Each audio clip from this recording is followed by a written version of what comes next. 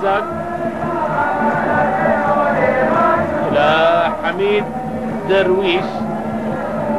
مبارك خميس داخل المنطقة فيها خطورة. هو الجول. مبارك خميس يسجل أول أهداف البحرين بدقيقة 30. إذن البحرين تسجل أول أهدافها في هذه المباراة لتصبح النتيجة الآن 3-1 لصالح السعودية. مبارك خميس اللاعب المستبدل في الشوط الثاني يتمكن من تسجيل الهدف الأول للبحرين.